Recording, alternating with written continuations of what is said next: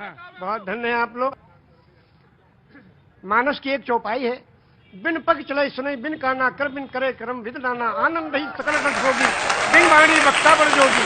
एक राम है घर घर लेता, एक राम है दशरथ बेटा, एक राम है जगत प्रचारा, एक राम है जग से न्यारा। जो जग से न्यारा है उसके कैमरे के नीचे हम लोग खड़े हैं, हम सबके सारे कर्मों को देख रहा है।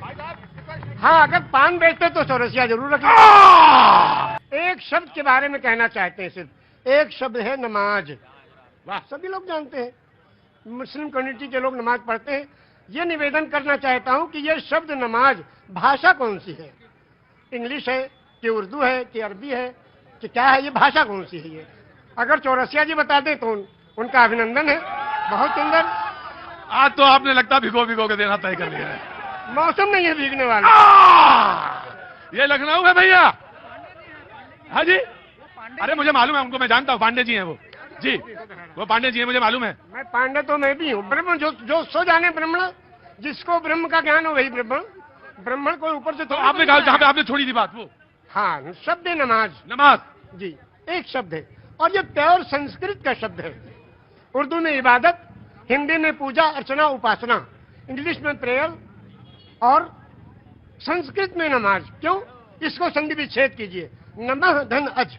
नमः नमन करना, प्रणाम करना, दंडवत करना, सजदा करना, झुक जाना, समर्पण हो जाना, समर्पित कर देना, जय जयकार करना, चरणों में पड़ जाना, धाराशाही होना, नतमस्तक होना, सरेंडर हो जाना। किसको? उस प्रभु के चरणों में उस कंप्यूटर को रख देना कि हे प्रभु, तू ही सबसे बड़ा है और तूने इस मनुष्य को बनाया है, इसका आविष्कारक तू ही है, तेरे चरणों में हम समर्पित हैं, इसलिए अजन्मा को नमन करना। और ये हुआ नमाज। एक मिनट, मेरे माथे पे थोड़ा। आपने कहा कि 18 पुराण, 14 रामायण, 4 वेद, 6 शास्त्र, 18 पुराण, 14 रामायण, 108 उपनिषद।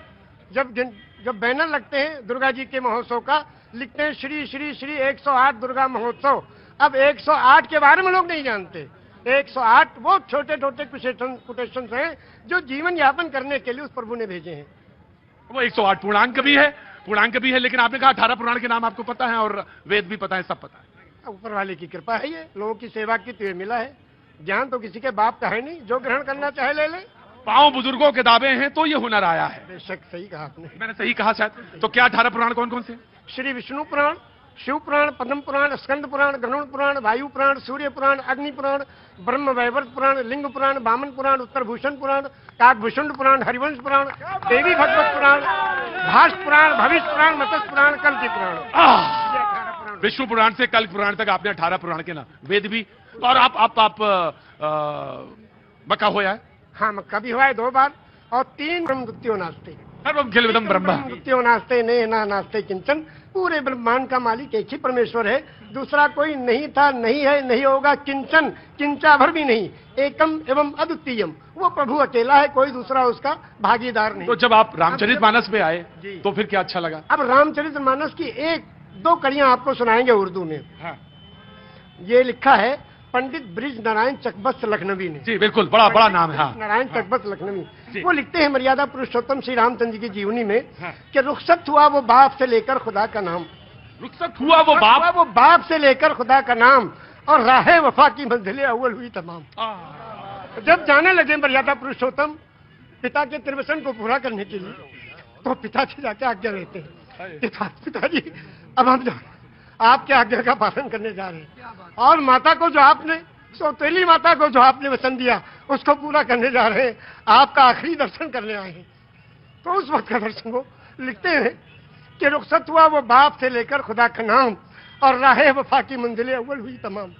पहली मंजिल खत्म हुई और बाप से आज्ञा लेके और वनवास के लिए जा रहे हैं। और जब माता जी के पास गए तो उनसे जब पूछना चाहा तो उसमें लिखते हैं कि माता कौशल्या जी सिर्फ देखती रही, और जब उससे पूछा, उनसे इजाजत ली, तो कहने लगी कि मैं खुश हूं, फूंक दे कोई इस तख्त ताज को, और तुम ही नहीं तो आग लगाऊंगी राज को। जब तुम ही नहीं तो आग लगाऊंगी राज को। क्या आज भी कोई बेटा इतनी बड़ी सल्तनत को ठोकर मारकर और पिता की आज्ञा का पालन करने के लिए तैयार है? ये वचन दिया है श्री रामचंद्र जी ने, ये वचन दिया है पूरी दुनिया को कि देखो अगर पिता कहे तो राज को भी ठोकर लगा दो। उस जमाने में ये था कि बड़ा बेटा वही उत्तराधिकारी होता था, सब छोड़ के चले गए, क्या आज भी कोई बेटा है? तो इस राम की जीवनी से ये सबक लेना चाहिए। आचार्य जी, आप तो आपने तो आचार्य अब बिल्कुल, अब इसके आगे अब आप हमसे क्या कहवाएंगे? बस इतना ही है। ऐसे दोनों आंखों सच में ये है कि दोनों आंखों से जलधार बह रही है। और शायद निषाद राज ने भगवान के जब चरण पखारे होंगे तो शायद यही रहा होगा दृश्य। निषाद राज ने यही पूछा हाँ, जब गए, हाँ, जो उत्तराधिकारी हुए थे हाँ। और तलाश करते गए, निषाद राज ने पूछा प्रभु आप कहाँ? हाँ। कहने के अपने भाई को ढूंढने। भरत जी। भरत जी ने कहा हाँ। तो कहने भाई को ढूंढने के लिए पूरी फौज लेके आए हो? हाँ, अब फौज लेके आओ तो इसके माने तो आप उनका बिल्कुल खात्मा ही करने आए हो? कहा नहीं, अपने भाई को लेने आए हैं। अगर वो नहीं गए तो हम उनके चरणों में जो चीज है खाऊं, उसी को ले जाके रखेंगे सिंहासन में, फिर राज करेंगे।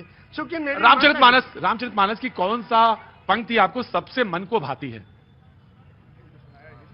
सबसे ज्यादा तो यही भाती है कि बिन पग चले सुने बिन काना, कर बिन करे कर्म बिन दाना, आनंद ही सकल रस होगी, बिन मारी वक्ता बड़ जोगी।